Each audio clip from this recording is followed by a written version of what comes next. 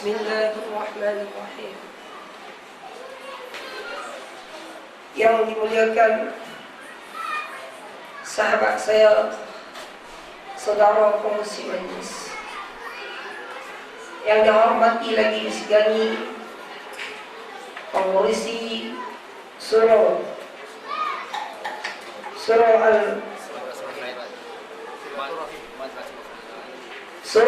Silaturahim, Sahibul Fadilah Tuan Imam bersama dengan ahli jawatan kuasa surau, para alim ulama, tuan dan guru, pemimpin-pemimpin kerajaan, Datuk Datin, serta seluruh kaum muslimin dan muslimat, serta adik-adik yang dirahmati Allah Subhanahu wa taala. Assalamualaikum warahmatullahi taala wabarakatuh. Alhamdulillah. Pertama sekali marilah kita sama-sama mengikhlaskan niat kita dan niat i'tikaf di rumah Allah Subhanahu wa taala ini. Di samping itu marilah kita sama memanjatkan kesyukuran kepada Allah Subhanahu wa taala dengan mengucapkan alhamdulillah. Kerana Allah Subhanahu wa taala beri kekuatan dengan rahmat dan inayahnya, Allah Subhanahu wa taala pilih kita hadir di rumah Allah Subhanahu wa taala pada malam yang penuh berkat ini, dalam rangka untuk menunaikan satu kewajipan, yaitu solat fardu maghrib secara berjamaah, seperti mana yang dituntut oleh baginda Rasulullah sallallahu alaihi wasallam dan sahabat-sahabatnya radhiyallahu anhum ajma'in.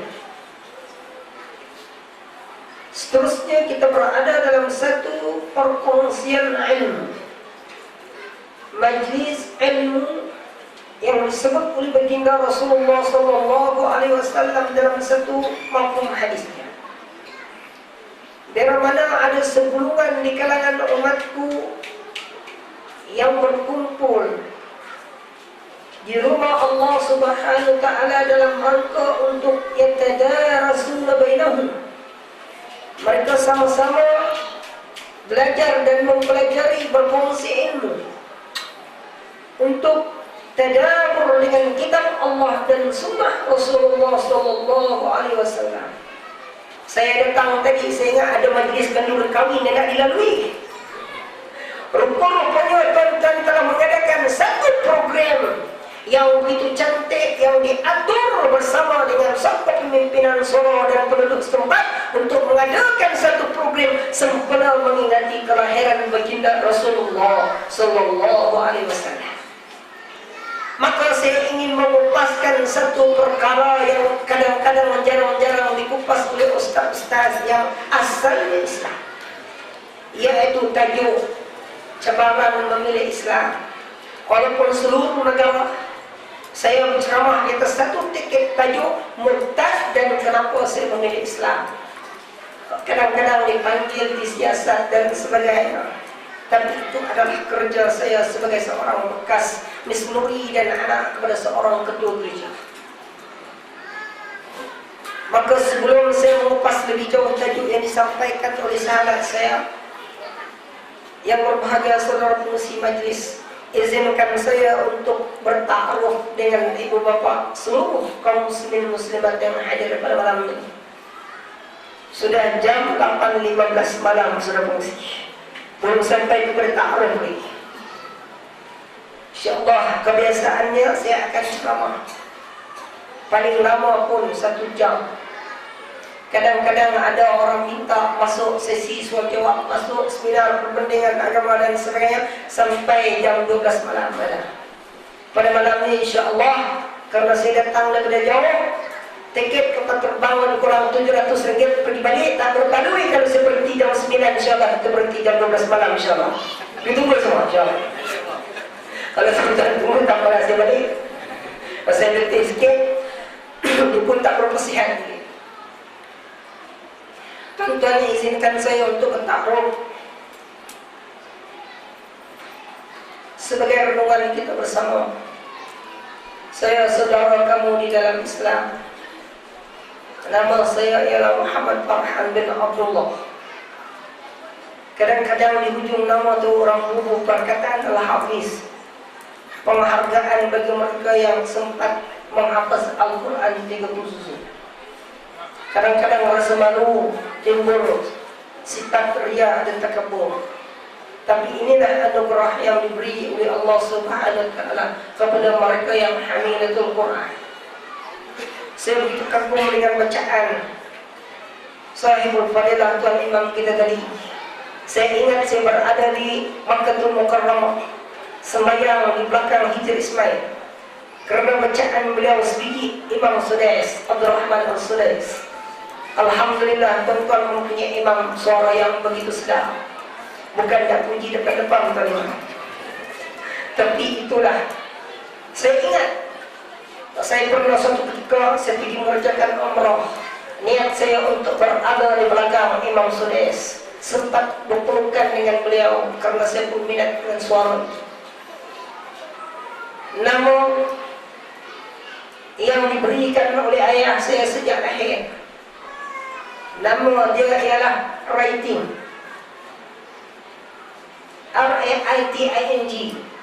Kalau bahasa Inggeris W-R-I-T-I-N-G maknanya menulis. Betul, fungsi. Maka pada malam ini saya minta semua keluarkan pen dan keluarkan nota untuk menulis dan mencatat apa yang saya sampaikan, insyaAllah. Semua ada, insyaAllah. Katakan yang ada pen dan nota, insyaAllah. Tak ada? Pakai mendengar. InsyaAllah, fungsi kita ada pen untuk mencatat apa yang saya sampaikan malam ini, insyaAllah.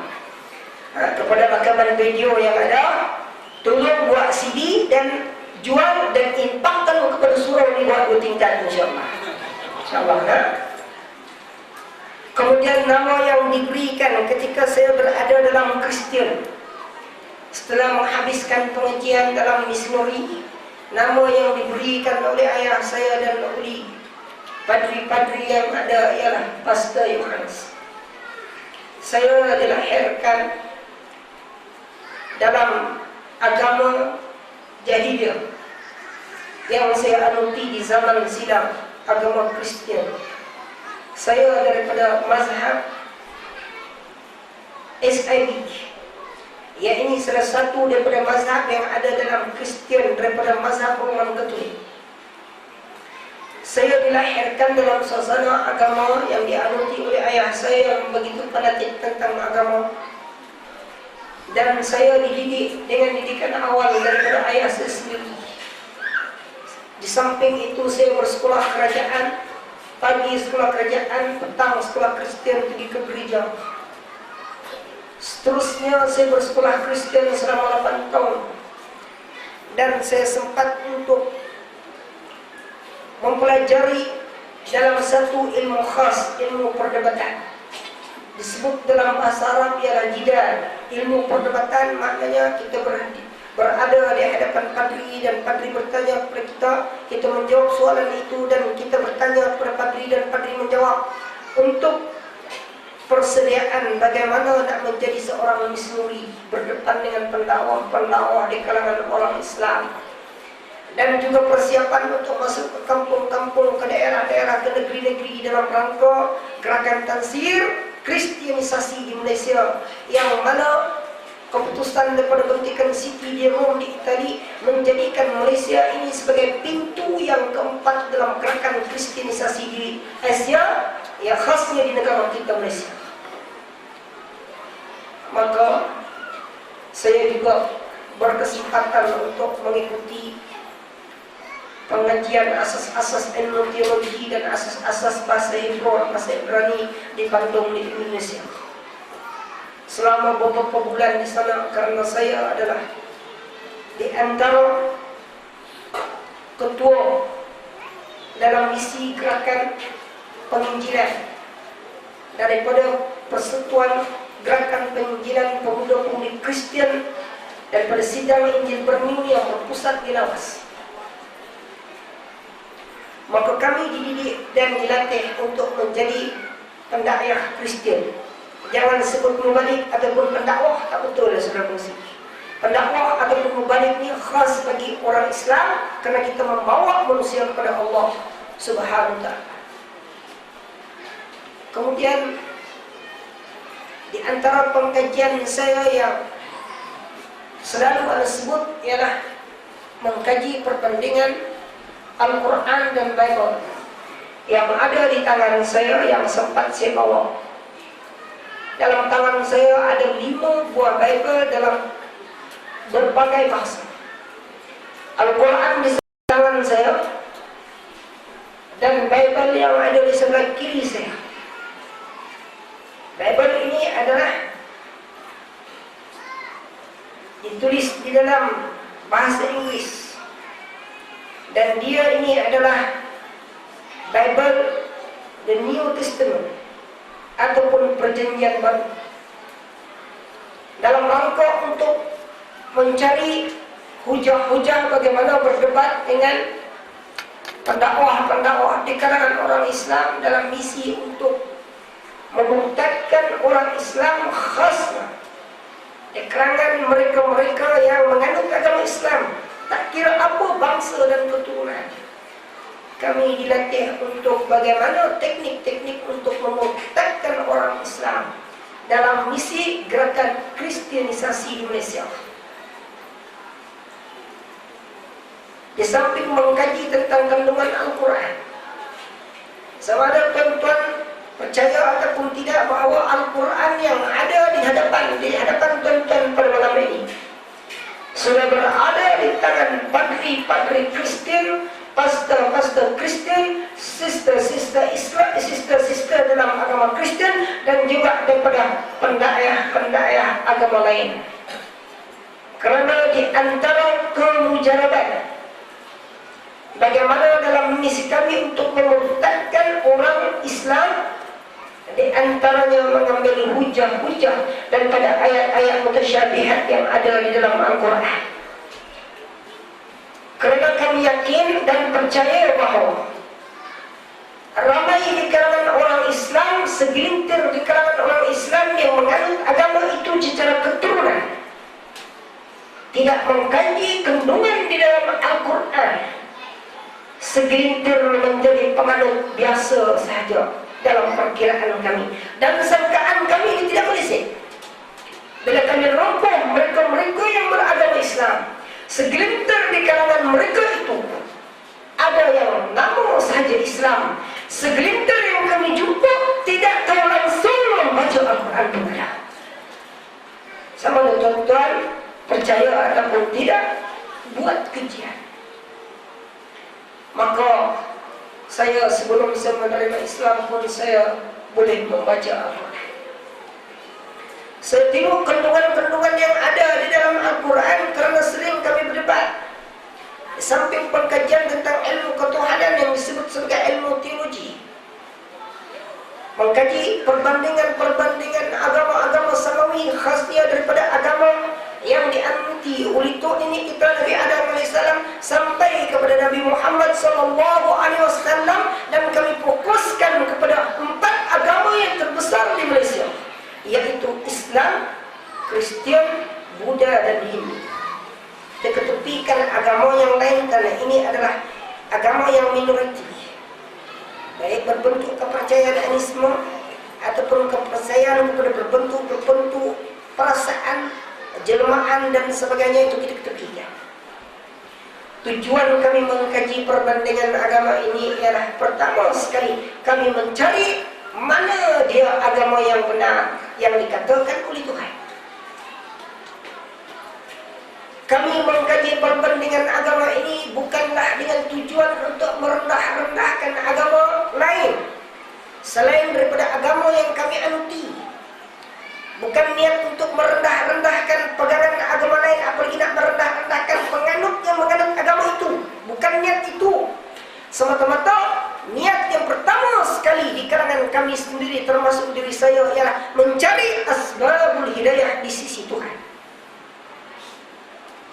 Bila kami mengkaji tentang kandungan kitab Veda, khas yang melibatkan rukun arkanul iman, kepercayaan tentang ketuhanan, maka dalam kitab itu dinyatakan tentang Tuhan itu ada Tuhan Wisnu, Tuhan Siva, dan Tuhan Brahma.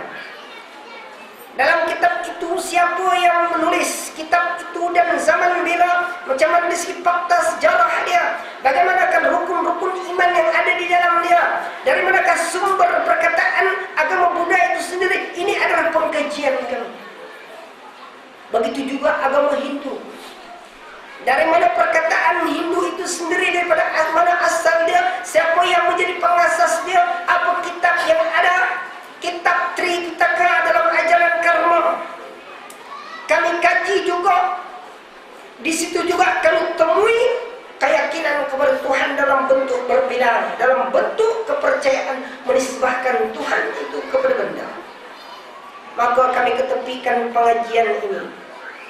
Kami fokuskan tentang perbezaan di antara agama Islam dan Kristian, kerana penduduk dunia hari ini di antara agama yang terbesar yang dianuti oleh manusia ialah agama Islam dan agama Kristian.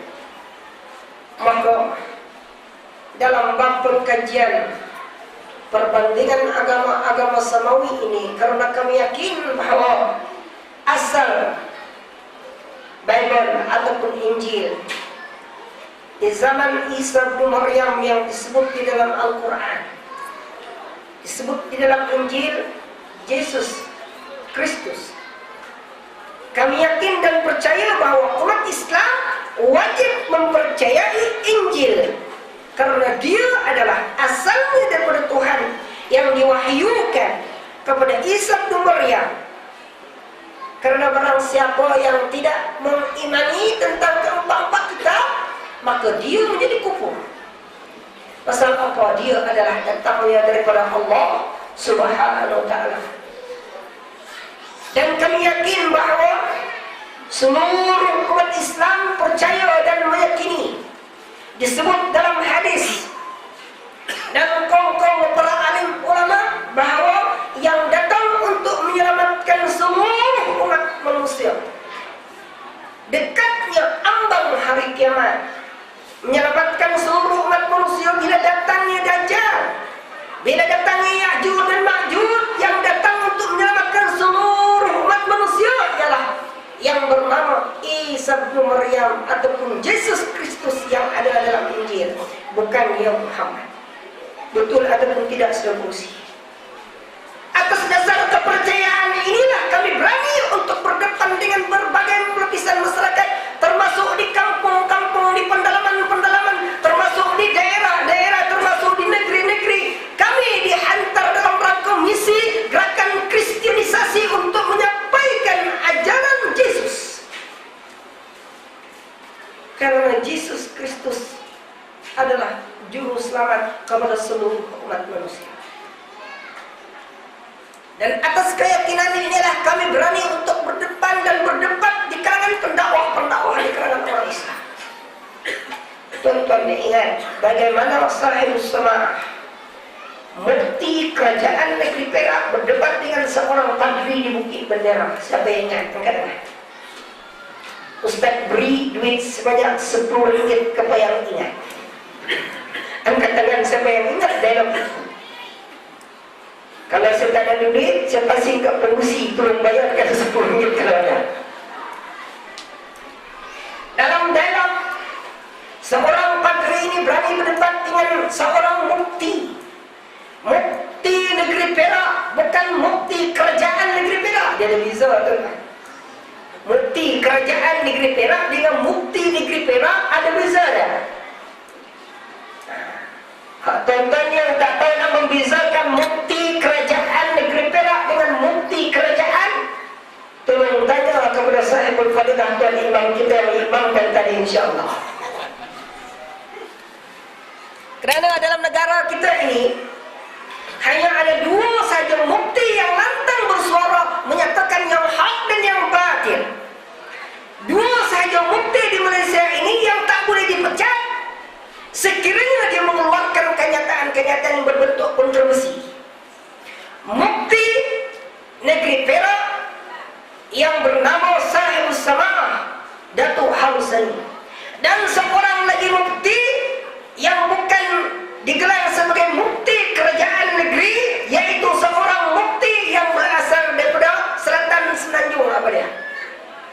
Siapa tahu?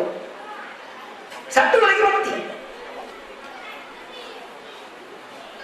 Siapa yang tahu kenangan? 10 ringgit lagi.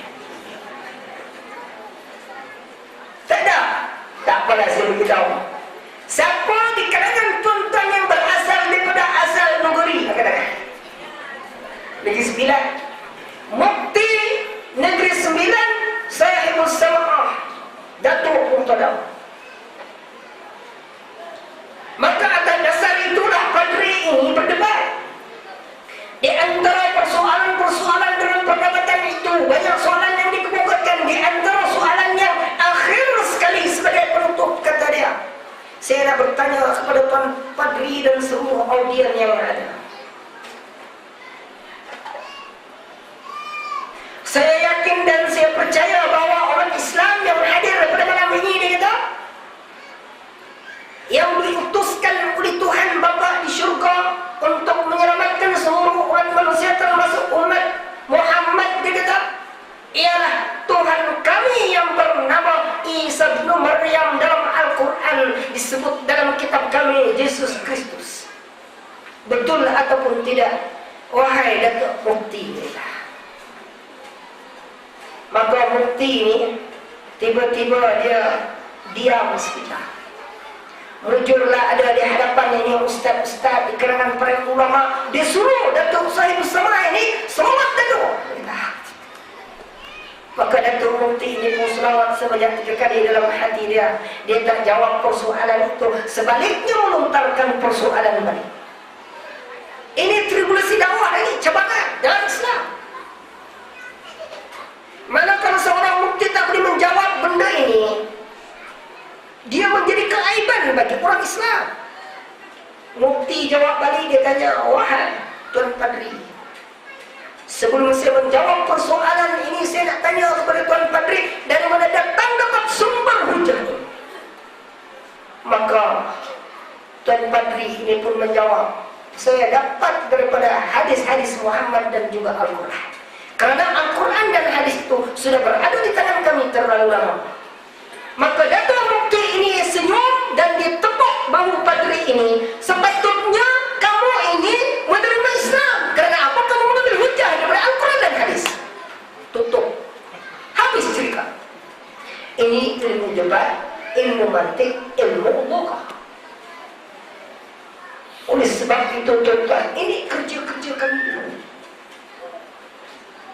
Di samping berdebat, di samping mengkhususi takhasus dalam bidang teknologi, perdebatan, perkajian agama dan sebagainya, itu adalah didedahkan kepada kami.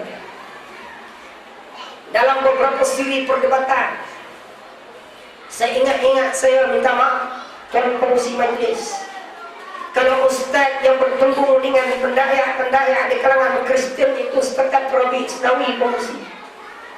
Kalau setakat 4 Isnawi ataupun staf, dia dapat imtiaz dalam sijil tinggi agama dia ataupun stam hari ini, berdebat dengan kami. Minta maaf, ustaz ini pernah kami kelahkan dalam perdebatan. Termasuk seorang ustaz yang keluar dari maktab perguruan Islam, yang mana kami mengkaji dan mengingati bahawa cara dia menghuraikan ilmu adalah dalam berbentuk hafazan, bukan meresap daripada jiwa. Oleh sebab itu, bila saya menerima Islam, rupanya bila saya berkecimpung dalam pendidikan Islam, seterusnya saya mengajar di sekolah agama dan sebagainya, rupa-rupanya ramai di kalangan para pelajar kita yang ditrain dengan menghafal pelajaran agama Islam. Maka bila menghafal, dia buat nota, dapatlah dia keputusan cemerlang dalam pengetahuan agama Islam di zaman era 80-an. Oleh sebab itu, perkara ini kena perbetulkan.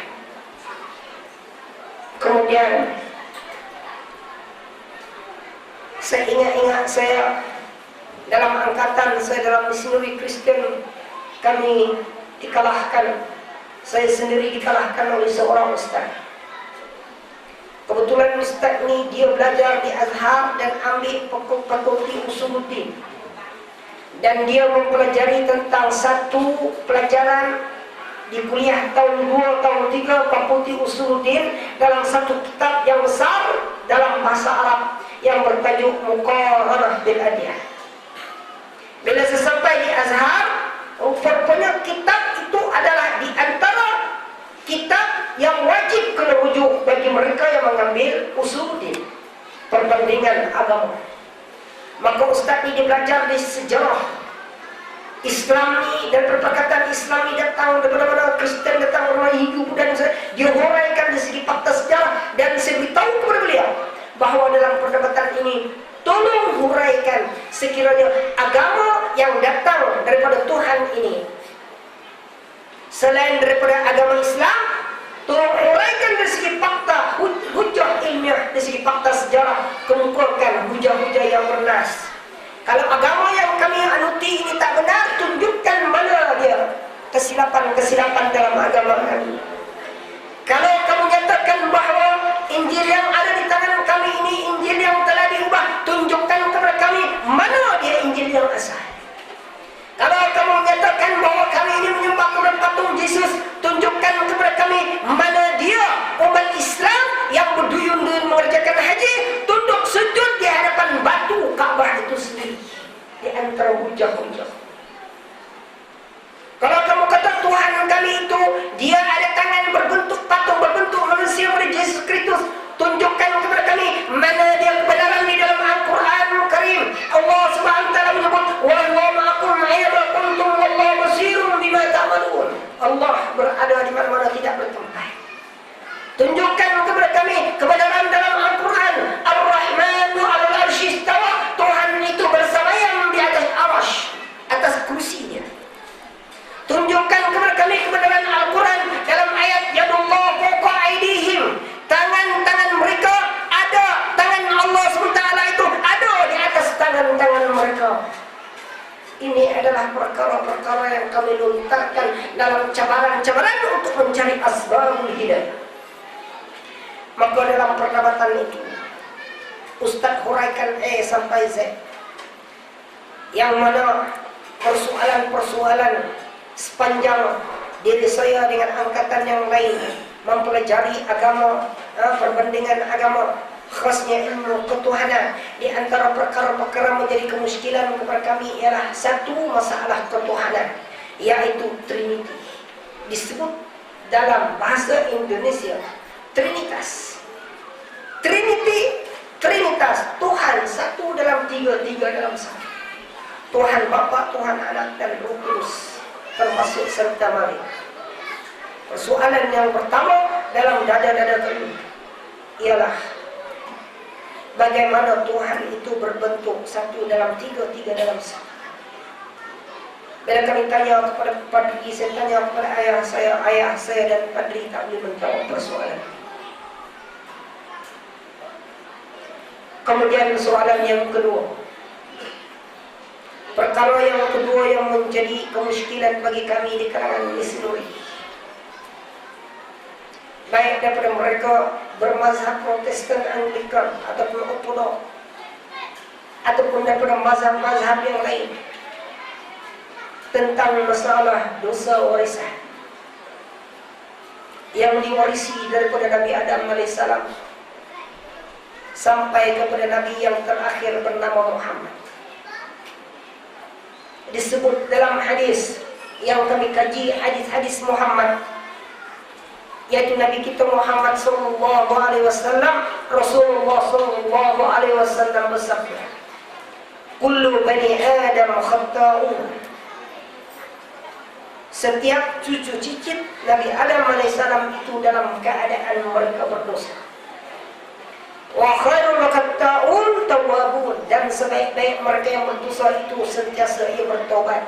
Dan kami yakin bahawa dengan berkat Tuhan Bapa di syurga mengutuskan anaknya yang mati di kayu salib, Yesus Kristus mengalir darahnya di kayu salib untuk mengampuni dosa seluruh umat manusia yang diwarisi daripada Nabi Adam AS.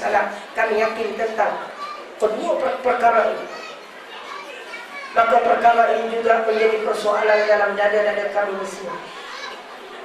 Saya tanya kepada ayah saya, adakah mungkin Saya yang berdosa, ayah yang mengampunkan dosa saya. Saya bertanya kepada ayah saya, adakah mungkin kalau ayah yang bersalah dan sabit kesalahan, saya yang masuk penjara? Dari segi enakmen perlembagaan, dalam enakmen perlembagaan yang ada dalam undang-undang sivil, karena kami juga mengkaji undang-undang yang mana kami merasa bangga dan merasa dihargai, khasnya kami daripada tidak beragama Islam, tentang enakmen 11 kurungan perlembagaan menyatakan bahawa kebebasan beragama dalam negara Malaysia. Ini enakmen ini adalah menjadi satu kelebihan bagi kami. Oleh sebab itu, pada malam ini kepada mereka-mereka yang terlibat dalam guaman, saya nak beritahu kepada tuan-tuan bahawa di atas kebanggaan kami tentang enakmen 11 kurungan perlembagaan tentang kebebasan mereka yang berumur 12 tahun ke atas untuk memilih agama masing-masing. Atas dasar inilah dalam beberapa siri murtad tidak pernah menang di mahkamah. Oleh sebab itu jangan keterlaluan saya nyatakan bahawa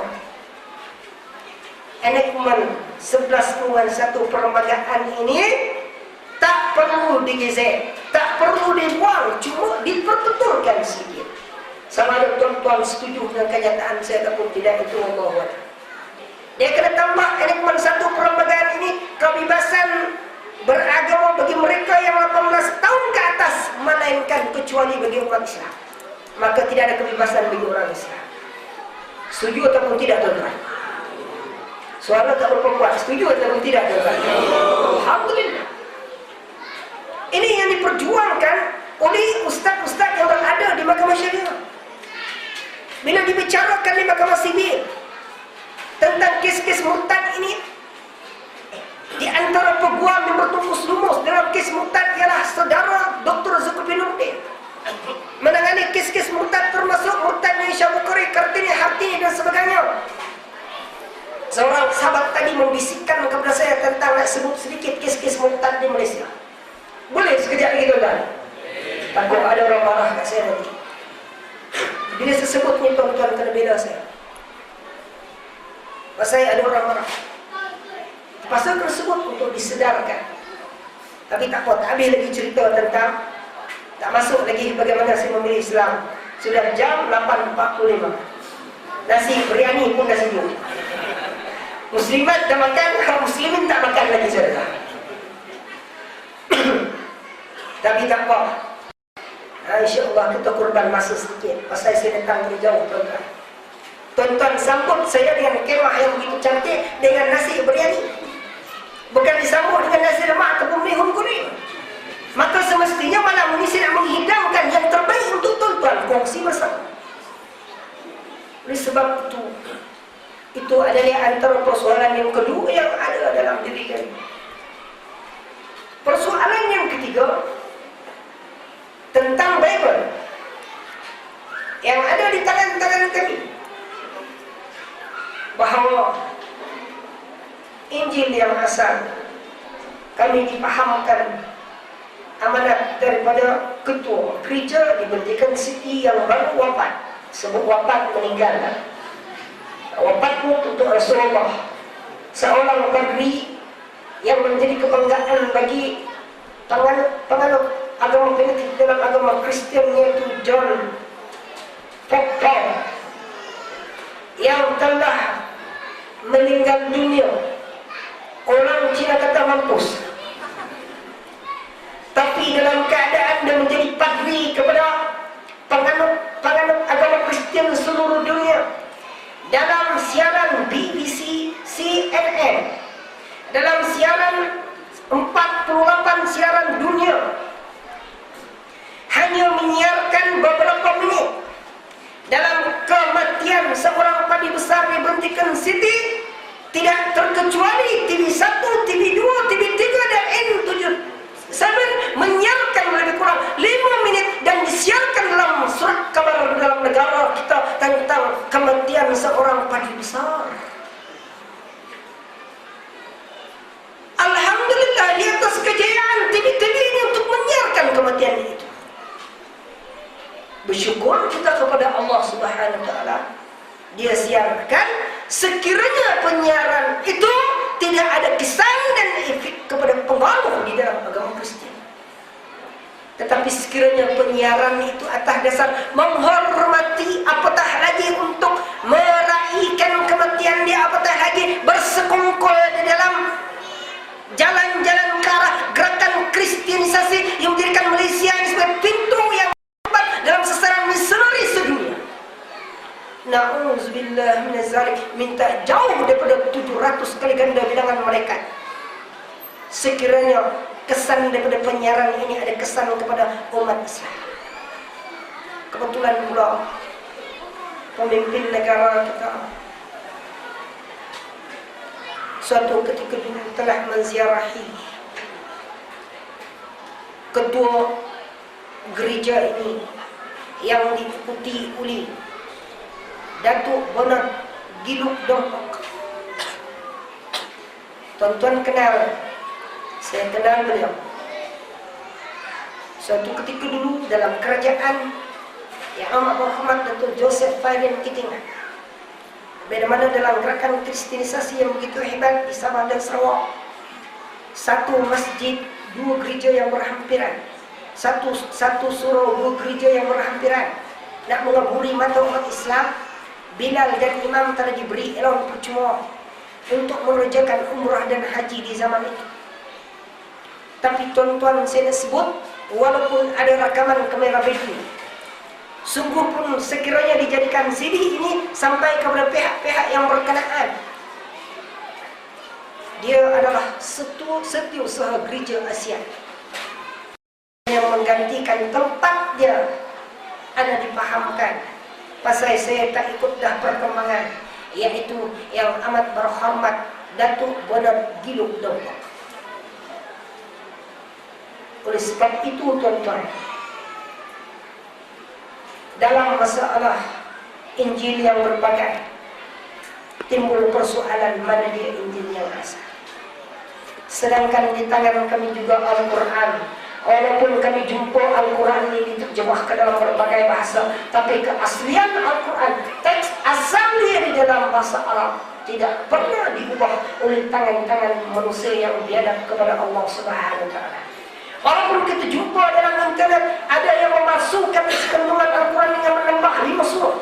Surah Al-Wasaya, surah Al-Muslimun, surah apa yang ada dalam internet. Tapi semua ulama-ulama di kalangan Al-Quran, Hamilatul Hufaz, Hamilatul Quran, mereka-mereka yang menghafaz Al-Quran, memantau kandungan yang ada di dalam internet. Sungguh pun ada di kalangan manusia yang mengubah kalam Allah Subhanahu wa taala ini daripada keasliannya. 3 persoalan yang pertama itu masalah Trinity, masalah dosa warisan, masalah Injil yang berbagai, menyebabkan kami tanya kepada padri dan padri tak merongkaikan persoalan ini. Hatta ayah saya sendiri pun tak mau menjawab dengan jawapan yang kemas tentang persoalan ini, menyebabkan saya ragu-ragu di dalam agama yang saya anut. 10 menit lagi jam 9. Belum lagi masuk dalam cerita bagaimana saya memilih agama Islam. Belum masuk lagi cabaran memilih Islam. Tapi saya dah iklankan kepada tuan-tuan pada malam ini, sungguh pun saya tidak dapat untuk menghuraikan tentang kesemua ini.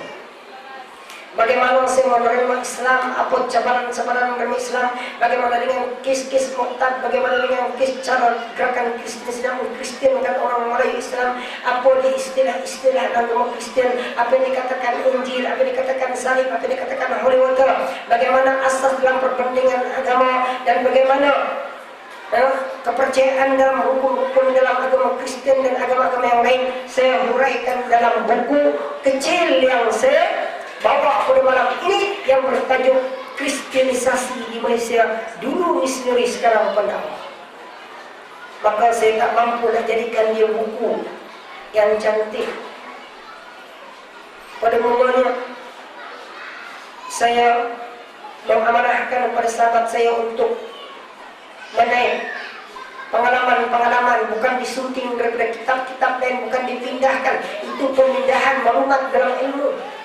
Contohnya tuan-tuan, imam kita ni pandai bahasa Arab, dia pun tengok kitab dalam bahasa Arab, kitab tu bagus untuk didedahkan kepada masyarakat, beliau pun terjemahkan dalam bahasa Melayu. Itu mengolah, menterjemah kembali pendapat yang ditulis oleh orang lain. Tapi ini adalah hasil daripada pengalaman saya sendiri dengan rakan-rakan yang lain. Maka ini adalah saya hadiahkan kepada tuan-tuan dalam bentuk wakaf fi sabilillah. Nilai dia adalah RM10 sahaja pada malam ini. Hadis lepas isyak nanti, tolong dapatkan buku risalah kecil ini. Di sana nanti di atas meja sana, saya dah minta izin kepada sahabat saya yang menjemput dalam ceramah ini. Saya ucapkan terima kasih kepada Nazir Pengurusi Surau dan Jabal Pasar kerana membenarkan saya untuk menyampaikan tazkirah dan mengedar buku ini untuk santapan dan perlindungan kepada seluruh kaum muslimin dan muslimat yang hadir pada malam ini. Dengan niat wakaf, karena saya mendirikan sebuah pusat pengajian Tahfiz Al-Quran Lestari dan sebuah pusat pengajian ilmu Islam Al-Azhar Sabah yang menelan belanja sebanyak RM250.000. Dan di samping itu juga saya sediakan murah wakaf untuk beri peluang kepada tuan-tuan untuk menyumbangkan derma. Nilai sekaki persegi sebanyak RM50. Tolong tulis nama-nama arwah kerabat teman derma dan hantarkan slip sumbangan wakaf itu kepada alamat yang ada dalam wakaf itu dan atas nama Pusat Pengajian Tahfiz Al-Quran Lestari. Dan para pelajar saya akan membaca Al-Quran 30 susu untuk dihadiahkan kepada kaum kerabat arwah-arwah yang menderma, arwah-arwah di kalangan kerabat yang menderma.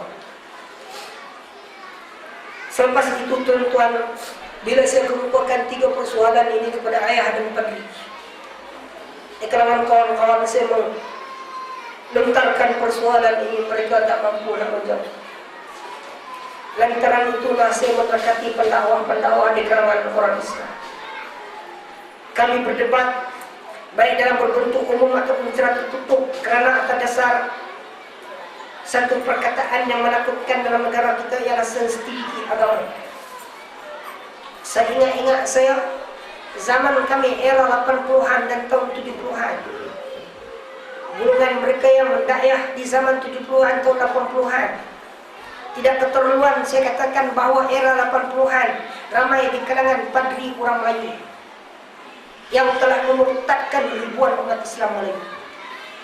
Tuan-tuan percaya ataupun tidak, salah seorang saudara yang saudara daging dengan kita semua dari spesies yang bernama manusia, sahabat kita yang bernama saudara Joseph Saleh Omar, asal daripada Kulim Kedah, dibesarkan di Banting Selangor pada 14 Ogos 1197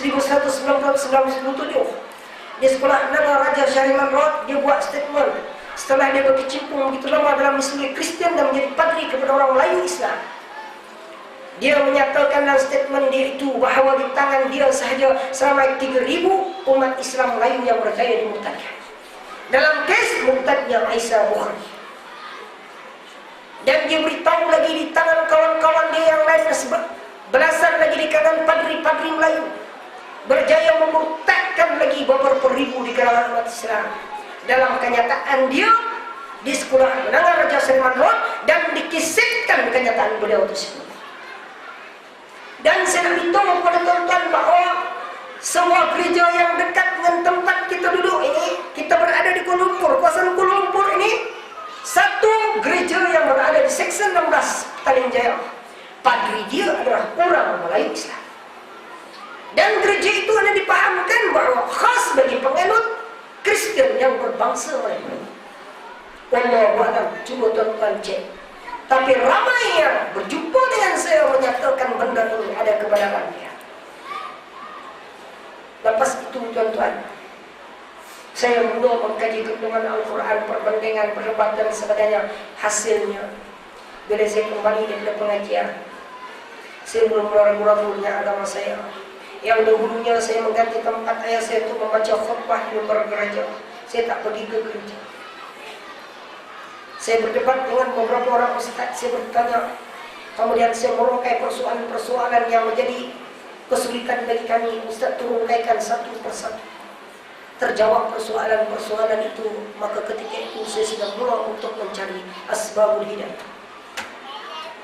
Saya balik ke rumah, tak pergi ke gereja, tak menyertai dalam gerakan penginjilan di kalangan pemuda-pemudi Kristen. Yang mana kami bergerak lengkap dengan sebuah band, dengan hempa-hempa makanan, dengan duit yang disapit kepada gereja. Kemudian kami masuk ke kampung-kampung untuk dalam misi memurtadkan orang-orang Islam dan memasukkan mereka yang tidak ada gabung dalam gerakan Kristenisasi. Maka saya meninggalkan kesemua itu untuk merenung sejenak. Bagaimanakah kesudahan kami bila mana dunia ini dikiamatkan? Kami yakin bahawa kiamat akan berlaku. Apakah ada kehidupan peluang bagi kami untuk bertobat? Maka terdasar itulah saya mencari kebenaran. Walaupun saya pergi ke gereja, saya tak lupa berdoa. Walaupun kadang-kadang saya berdoa, wahai Tuhan Bapa di syurga, dengan berkat Engkau menurunkan anakmu yang mati di kayu salib, dengan berkat mengalir darahnya di kayu salib untuk mengampuni dosa seluruh umat manusia. Maka mulai hari ini saya berdoa, tunjukkan kepada kami jalan yang lurus. Maka sister-sister dan pastor terkejut dengan doa itu. Dan doa itulah saya doakan ketika di rumah. Selain daripada sembahyang pada hari Sabtu dan hari Ahad di gereja, sembahyang di rumah, berdoa dengan doa yang sedemikian. Adik-beradik saya dan ayah saya terkejut dengan doa itu. Sejak daripada itu, dengan mulai pengkajian dan perdebatan, pendek cerita, saya bermimpi. Asbab yang paling besar dalam saya menerima Islam. Maka dalam mimpi itu, mimpi yang panjang tak mampu saya nak urai pada malam ini. Mimpi itu juga bagaimana saya tertarik dengan Islam. Asbab mimpi ada di sini. Tetapi kepada mereka yang berminat untuk bertanya lebih mendalam lagi, maka syarat dia dua sahaja. Yang mampu tuan-tuan buat, khas dari kalangan muslimin, saya minta ambil nombor telefon saya dan tolong belanja Ustaz Teh Tarik Mama dan juga Roti Canai. Itu saja, boleh berbuat panjang insya-Allah.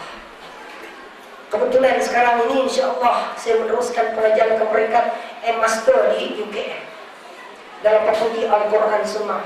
Walaupun saya pergi ke Singapura, pergi ke Sarawak, Sabah, Boromani dan sebagainya dalam misi dakwah kita. Bila saya menerima Islam, saya berdialog dengan ayah saya. Ayah saya dia kata saya dirasuh oleh guru-guru Melayu. Dia gelar ustaz-ustaz ini yang saya tahu ini guru-guru Melayu. Kerana di zaman Fairin satu sentimen anti Semenanjung dimainkan. Oleh sebab itu, saya merasa tercabar dengan apa yang ayah saya katakan. Saya menerima Islam bukan di atas dasar paksaan dan bukan di atas dasar dipengaruhi oleh siapa-siapa. Saya menerima Islam atas dasar pengkajian yang begitu lama. Kerana kami di perguruan misioneri mengkaji kandungan Al-Quran selama 20 tahun. Hasil daripada mengkaji kandungan perbezaan agama, perbezaan kepercayaan, mengkaji kitab, berdebat dan sebagainya. Akhirnya pada 26 Februari 1189 saya diislamkan oleh Al-Fadhil Ustaz Abu Hurairah. Dia juga adalah bekas padri berasal daripada Filipina. Dan dia adalah pendakwah bebas di negara ASEAN sekarang. Kini dia menetap di sana. Walaupun ada kontroversi pengislaman saya, maka saya diisytiharkan masuk Islam sekali lagi ketika mana saya berada di Perkim pada tahun 1190. Maka saya tinggalkan pengajian saya dalam ilmu sekuler. Walaupun ketika itu dari tingkatan 1 sebagai kapten 6 sekolah kerajaan, sebelah petang di sekolah Kristen dan seterusnya, dapat melanjutkan pengajian di Bandung dan seterusnya. Saya pula mengambil business study di ITM. Lepas itu saya tinggalkan semua untuk mendalami ilmu Islam. Bermula dengan pengajian saya di Institut Dakwah Islam Perkim di Petaling Jaya, dekat Institut Universiti. Bangunan itu tak ada sekarang. Dimakan, ditelan oleh arus pembangunan. Seterusnya saya pergi ke Perkim, Institut Dakwah Islam Perkim, Bakalan Cipori Kelantan. So saya pergi Nilampuri. Lepas itu saya pergi ke Pondok sekejap. Lepas itu pada tahun 1995 saya sempat untuk meneruskan pengajian di Darul Quran Jakim. Ketika itu di Taman Tun Dr. Ismail. untuk menghafaz Al-Quran sebanyak 30 juz. Alhamdulillah. Di antara tuk guru saya ialah Al-Fadil. Tuk guru saya bernama Ustaz Haji Datuk Ismail, Datuk Firdaus Ismail, bekas imam besar Mesir Negara. Saya sempat untuk tasbih dengan beliau di samping Al-Fadil dan guru Ustaz Azhar Usman, sekarang ini imam besar Mesir Kuala Lumpur, dan Ustaz Salisani Al-Hafiz, juga ketua di Hafiz Taman Malang. Beliau, mereka inilah Ustaz yang sempat saya tasbih Al-Quran.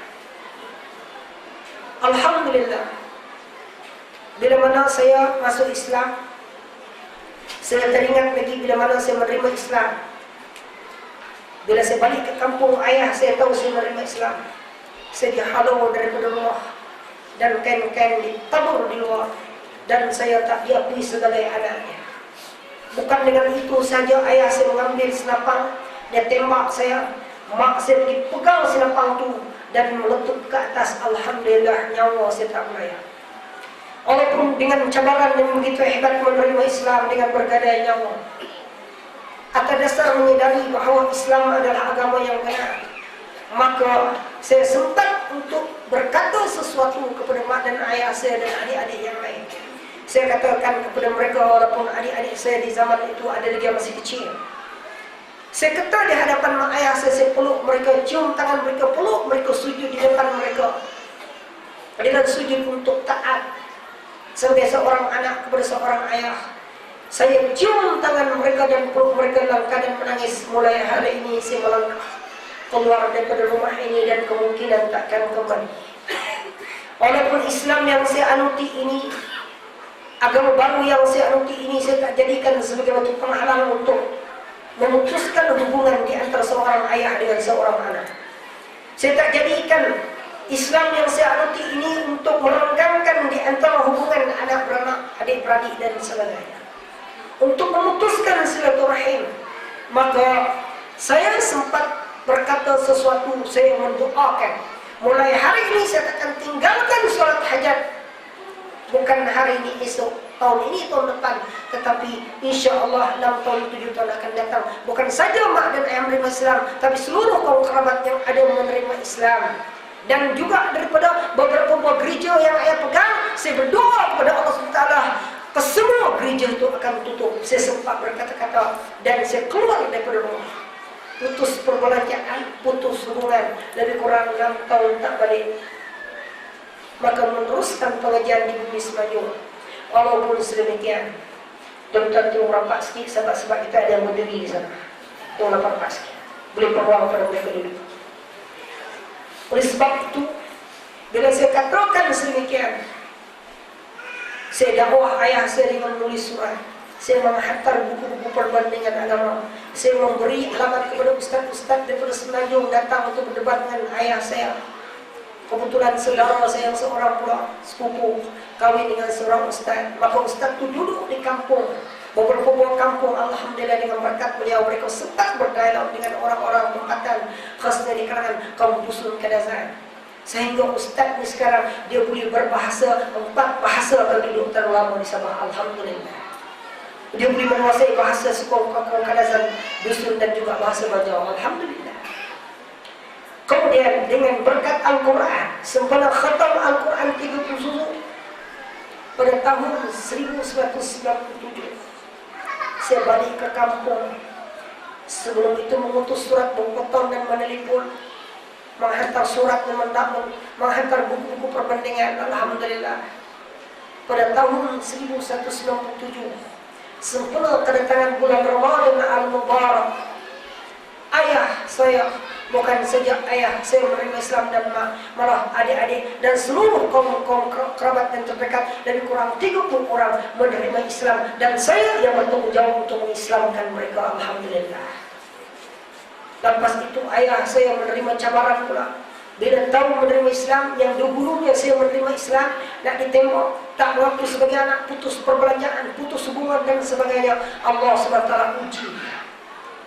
Bila ayah saya menerima Islam, dia dipukul oleh orang Kristen, kerana dia adalah ketua gereja.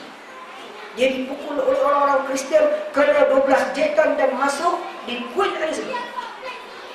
Bila ayah saya beritahu kepada saya balik, dia beritahu kepada saya, susah sangat menerima Islam, sehingga bapa terlantar di hospital. Saya beritahu kepada ayah saya kata kepada ayah saya, bagaimana penderitaan saya menerima Islam. Bila mana ayah tak mengaku sebagai anak saya di pulau daripada keluarga, putus hubungan silaturahim, tak diberi perbelanjaan dalam persekolahan saya. Ayah saya nafikan saya ini sebagai anak dia. Bukan itu, diancam bunuh dengan menembak. Cabaran saya untuk memilih Islam, saya ceritakan kepada ayah saya, mulai hari ini ayah juga akan menghadapi cabaran yang sama untuk menguatkan nikmat iman dan Islam yang ada pada dada ayah. Dan sekiranya ayah ditakdir meninggal dalam keadaan sedemikian, saya berdoa kepada Allah SWT, kematian ayah, moga-moga Allah SWT gulingkan di kalangan mereka-mereka yang mati syahid dunia dan akhirat. Saya berkata kepada ayah saya. Lalu tuan-tuan, sebagai kesimpulan, akhir sekali sebagai kesimpulan, saya menyuruh kepada diri saya dan seluruh kaum muslimin dan muslimat yang hadir daripada bangsa Melayu, baik bahasa Melayu Banjar, ada orang Banjar ke sini, katakan orang Banjar, ada, ataupun Melayu Jawa, Melayu asli ke, tak kira Melayu mana. Marilah kita sama-sama kembali kepada ajaran Al-Quran. Mulai hari ini, jadikan Al-Quran ini sebagai teman setia anda. Azam niat kita untuk sama-sama membaca Al-Quran. Sebelum pergi kerja, waktu subuh, kalau tak sempat datang ke surau masjid, ambil masa 10 minit baca Al-Quran. Ayah mengimamkan solat, isteri menjadi makmum dengan anak-anak, lepas sembahyang, berwudu dan sebagainya, buat halaqah Quran. Sama ada tuan-tuan faham ataupun tidak mana Al-Quran, tetap diberi pahala di sisi Allah SWT. Berbeza dengan Injil. Bila saya baca Injil hari ini, bila saya baca tak diberi pahala. Tapi bila saya baca Al-Quran, insya-Allah diberi pahala. Allah tegaskan dalam hadis-hadis Rasulullah SAW tentang kelebihan mereka membaca Al-Quran. Di antaranya mereka yang sering membaca Al-Quran, Allah telah beri ketenangan dalam jiwa dia. Kemudian dalam kehidupan yang berbagai-bagai, krisis yang berbagai-bagai, ubat dia adalah Al-Quran. Perkara-perkara yang melanda kepada masyarakat Islam, hamilan kes rokok, kes bunuh, kes rompak samun, kes suap cuai, rasuah, penyelewengan, tidak amanah, khianat dan sebagainya, baik peringkat bawahan sampai peringkat atasan, baik pula dia adalah perbuatan terkutuk yang dibuat oleh syaitan, dan syaitan itu adalah musuh kita. Fastanibu, jauhilah kamu, bukan kamu berjaya. Bila disebut dalam Al-Quran, وَلَا تَقْرَبُوا الزِّنَا إِنَّهُ كَانَ فَاحِشَةً وَسَاءَ سَبِيلًا, dan jangan hampiri zina. Nak menghampiri zina pun Allah Subhanahu wa taala larang, apalagi nak membuatnya. Bila Allah SWT nyatakan dalam Al-Quran, ramai pula yang dulu di kebajikan masyarakat, sehingga kan menterinya pun pening, adanya kelahiran luar nikah ini bertambah-tambah. Apa penyelesaian dia? Kena kembali kepada Al-Quran. Isteri tak taat kepada suami, suami cuai daripada tugas, anak derhaka kepada ibu bapa. Masalah-masalah kronik yang melanda pada umat Islam, permusuhan, perbezaan pendapat, berkelagah, pendapat yang berbeza atas apa? Dasar pahaman politik. Utama tersebut sudah kongsi. Ada segelintir di kalangan saudara-saudara kita Islam ni berpecah sebab apa? Orang tu tuduh, engkau gelombang biru, aku gelombang hijau, aku tak ada gelombang, kita tak sama. Menyebabkan berpecah. Tapi bukan kat sini tempat lain. InsyaAllah sini ni walaupun berbagai gelombang, tapi bersatu insyaAllah. Kita berfungsi. Apa fungsi kita? Alhamdulillah fungsi ya? InsyaAllah. Sebab itu tersegang suruh ni tuan-tuan. Kehadiran pun saya rasa lebih kurang 5,000 orang insyaAllah. Sebab bersatu ni, ini kerja berat yang dilakukan di pengurusi, nazir surah, bersama jawatan kuasa, imam dan sebagainya. Asal dasar sekutuan tuan-tuan, ketepikan masalah. Berpadu, Al-Quran sebut, innamal mu'minuna ikhwah, sesungguhnya orang-orang beriman itu bersaudara. Maka menghubungkan persaudaraan, mengembalikan persaudaraan, ini wajib. Wajib ain setiap individu muslim. Rasulullah Allah SWT menegaskan bahawa Adapun kau gelombang sana gelombang sini, itu adalah sunat saja. Dia tak masuk wajib. Pasal saya nak beritahu kepada tuan-tuan, kalau kita meninggalkan Al-Quran ni tuan-tuan, na'udzubillah, kalau kita meninggalkan Al-Quran ni takut-takut kita sesat. Tapi kalau kita meninggalkan perbezaan pendapat, meninggalkan politik dan sebagainya, insya-Allah kita tak akan sesat. Insya-Allah kita akan sesat. Kalau kita tak berpolitik pun kita tak akan sesat. Tapi kalau kita meninggalkan Al-Quran, na'udzubillah, takut-takut kita akan sesat. Siapa di kalangan tuan-tuan yang setuju pendapat saya katanya? Seorang dua lah. Tak apa-apa. Lalu, saya tak setuju untuk pendam-pendam dalam. Jangan marah kat saya. Pasal saya dah sampai Quran ni kan. Quran hadis. Tak apa. Hadis dan pendapat. Penyelesaian kembali kepada Al-Quran. Baik pemimpin, baik rakyat, sama-sama kembali kepada Al-Quran. Kita berdoa kepada Allah SWT dalam setiap doa kita. Allahumma ighfir lil muslimin wal muslimat. Kita berdoa, ya Allah, kau ampunkan dosa di kalangan muslimin dan muslimat. Ya Allah, kau berikan taufik dan hidayah kepada pemimpin-pemimpin negara kami. Ya Engkau pilih mereka untuk memimpin. Kau berikan taufik dan hidayah kepada mereka, ya Allah, supaya mereka memimpin negara kami mengikut ridha-Mu, ya Allah. Berdoa, jangan marah, tuan. Marah lain. Duk bagi pemimpin ni cara tak kena, cara tak bertepat. Berdoa, kalau mampu pergi jumpa, hantarkan memerintah dan sebagainya. Ini apa ni tak haramkan judi? Kilang terbesar di Malaysia Asia ni Kasbah di Jalan Kau Federal Hawi, Kasbah Gunis Town. Apa ni tak haramkan judi ni? Tak haramkan arak ni, tak haramkan judi di Genting Island, tak haramkan apa semua ni. Perzinaan berluasa, beli permit buat disco-disco, pub dan sebagainya. Kenapa ni? Oh, dia marah saudara. Hantarlah pemerintah, ikut etika, beri pengurusi surau ada, nazir masjid ada.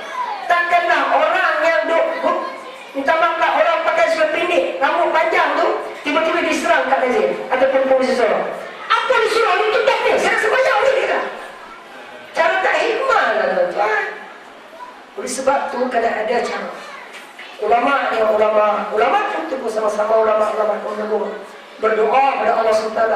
Ya Allah, ya Tuhan kami, Engkau satukan hati-hati di kalangan pemimpin kami, ya Allah, baik yang ada dalam kerajaan ataupun di luar kerajaan. Moga-moga Engkau kukuhkan persepahaman, titik pertemuan di kalangan mereka, ya Allah, untuk menjaga umat Islam dalam negara kami, untuk menjaga keamanan negara kami, untuk menjaga agama dalam negara kami, ya Allah. Berdoa, ya Allah, Engkau satukan ulama-ulama yang ada dalam negara kami, baik ulama-ulama yang ada dalam kerajaan ataupun ulama-ulama yang di luar kerajaan, supaya mereka ini bersatu fikrah, ya Allah. Jangan Kau campakkan satu jurang perbezaan yang menyebabkan mereka ini mengeluarkan fatwa, yang menyebabkan masyarakat ragu-ragu, menyebabkan masyarakat ini nak pilih pun pening.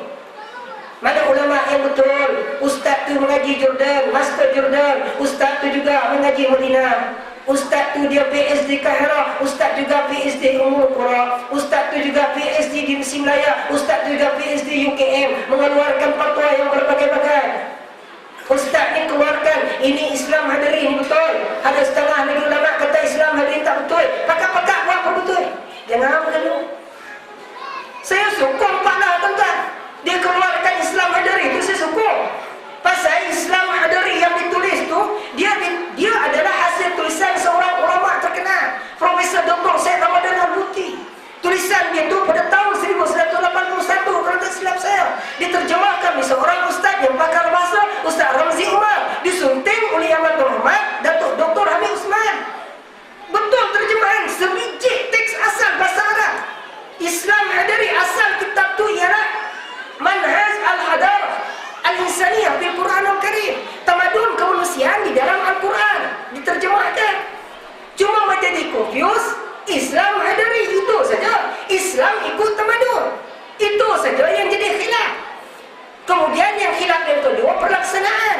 Nak lawan Islam hadiri itu saya sokong, saya memang setuju. Hanya menjadi kontroversinya dalam Islam hadiri banyak berlaku maksiat dalam negara. Judi, arak, lisin diluluskan. Itu menjadi kontroversi. Tapi jangan ada tentang habis-habisan buku Islam hadiri itu sokonglah. Pasal dia memperkatakan pembangunan, dia memperkatakan pendidikan, dia memperkatakan apa lagi?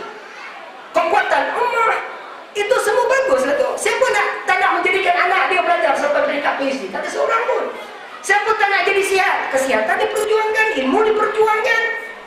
menjadi kontroversi menggunakan perkataan Islam Madari. Islam yang ikut tamadun, bukan tamadun yang ikut Islam.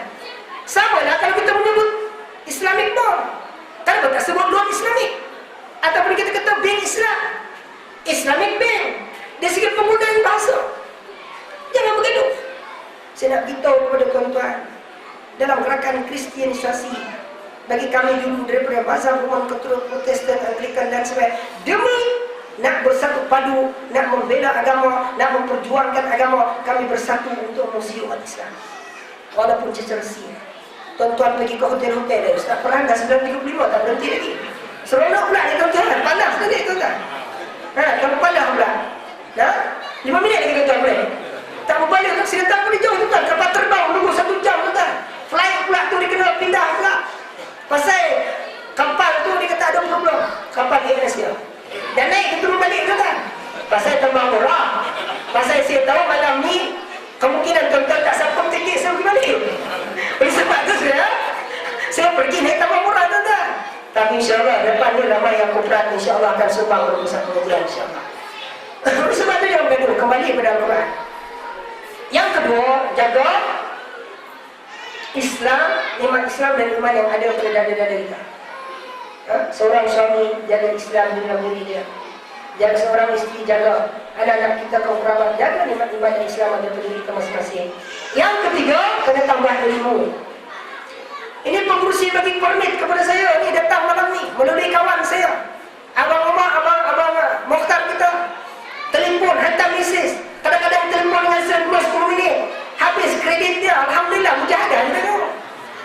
Saat lagi mungkin saya tak tahu sama ada dia telefon Ustaz 10-15 minit tu nak confirmkan program ni, dia klaim kepada surau ni, tapi tidak, saya tak tahu. Tapi pengorbanan beliau menjemput saya, tunggu pula dia atur program ni tuan-tuan sebulan. Pasal banyak sangat jemputan. Oleh sebab tu terima kasih kepada Nazir kerana beri permit kepada saya pada malam ini untuk menyampaikan tazkirah cabaran memilih Islam. Akhir sekali tuan-tuan, seseru kepada kita semua supaya berhati-hati dengan musuh-musuh Islam. Baik musuh-musuh Islam yang pura-purandakan kita daripada dalam ataupun di luar. Kita tengok musuh-musuh Islam ni tak berhenti-henti dengan serangan-serangan yang bertahun-tahun. Dulu zaman penjajah meninggalkan enigma-enigma yang merugikan umat Islam. Di antaranya enigma 11,1 perlembagaan, kebebasan beragama, masih kita pakai lagi hari ini. Oleh sebab itu, kita kena jaga diri kita. Kita ingat 1188, kata silap saya, seorang penulis yang begitu hina penulisan dia, menulis iaitu bernama Salman Rushdie, menulis The Satanic Verses, surah syaitan, menghina Rasulullah SAW. Kemudian datang pula Taslimah Nasrin 1196, seorang novelis berbangsa India.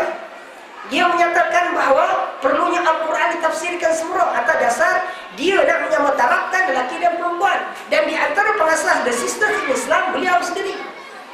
Di antara orang-orang bawah dia ialah Profesor Dr. Amin Awadud yang menjadi khutbah dan imam sembahyang di salah satu masjid di Amerika. Dia pergi jumpa dengan masjid utama, masjid kedua, masjid ketiga. Semua imam tak pergi benar beliau. Last kali dia pergi jumpa dengan ketua gereja satu tempat. Dia benarkan dengan 100, bukan 100 pengikut dia, minta keizinan untuk sembahyang jumat dan khutbah. Dia benarkanlah pasal apa? Dia nak mengujarkan tentang menaikkan taraf wanita. Wanita boleh ucap khutbah. Aku seorang profesor pengajian Islam. Tuan-tuan kenal siapa Profesor Dr. Amin Awadud? Dia adalah profesor yang dipinjam untuk pensyarah UAE tahun 2000 hingga tahun 2002 atas tulisan-tulisan dia dalam The Sisters in Islam, maka ditamatkan perkhidmatan dia. Musuh-musuh yang menghina Islam pada dalam. Sayyidatina Aisyah Miftahul Ilm, tak pernah jadi imam.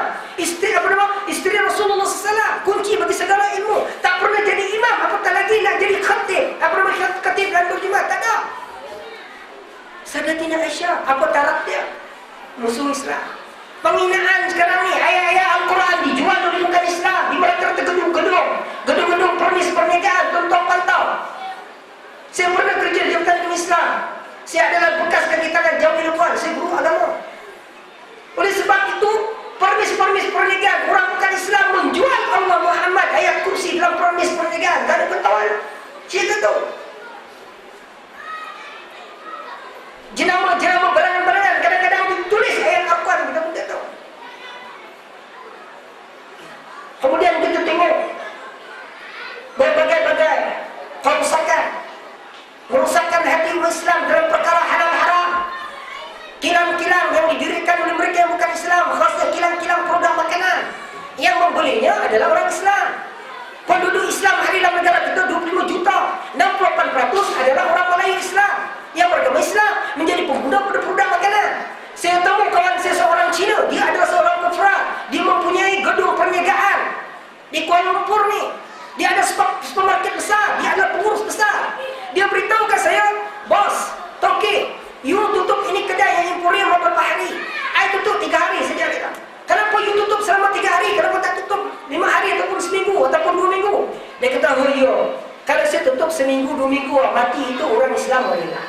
Pasal kita menjadi pembunuh. Kesempatan dalam hal ini, dalam umat Islam pemerintah, beri kilang kepada orang Islam. Beri kilang buat kicap. Haji Nurdin, engkau buat kilang kicap. Haji Ahmad, engkau buat kilang sos. Pak Lebai,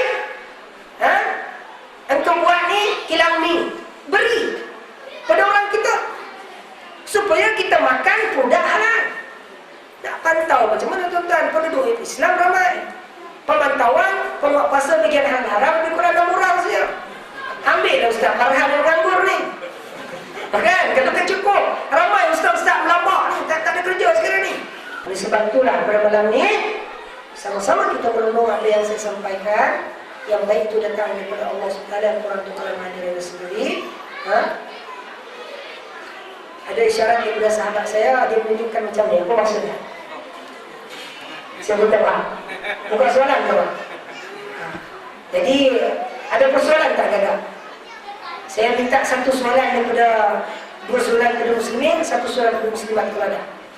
Sebenarnya jawapan tentang holy water itu dah ada di sini. Sudah ada di sini. Dan merawat mereka yang terminum holy water pun sudah ada di sini. Karena sudah ada pengalaman saya untuk merawat mereka yang tergelincir, ada tanda-tanda tergelincir pada agama. Ramai orang telefon kat saya.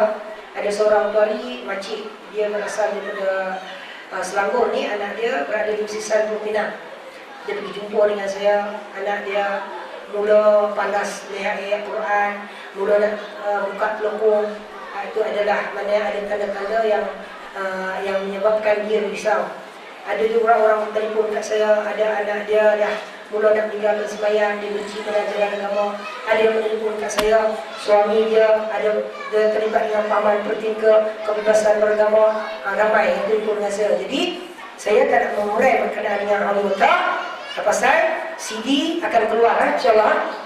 CD akan keluar. Boleh ni sudah perakam dia. Boleh. Jadi takut orang-orang Kristian malah. Jadi tolong buka dalam buku, semua ada di sini.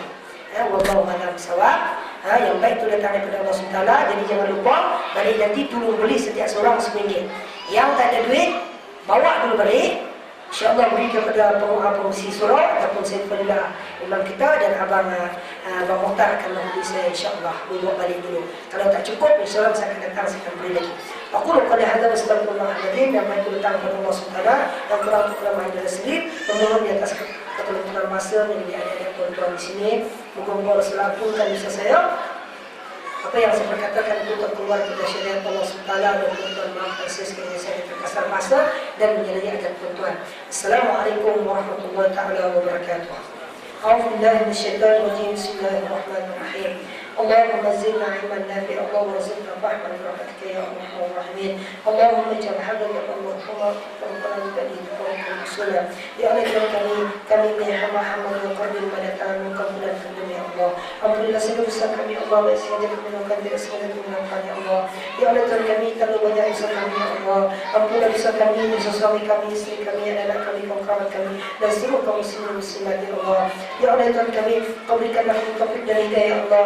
supaya beramal dalam agama ya Allah dan menghayati ajaran agama ya Allah. Ya Allah Tuhan kami, Engkau jagalah perempuan sisa kami ya Allah. Engkau campurkan sifat kasih sayang dan kesepahaman di antara kami ya Allah. Engkau buangkan sifat-sifat perubah semua dalam diri kami, seperti sifat permusuhan dan dengki di antara kami ya Allah. Ya Allah Tuhan kami, jadikan diri kami sebagai rakyat Malaysia yang bertamadun, rakyat Malaysia yang betul beramal dengan agama ya Allah.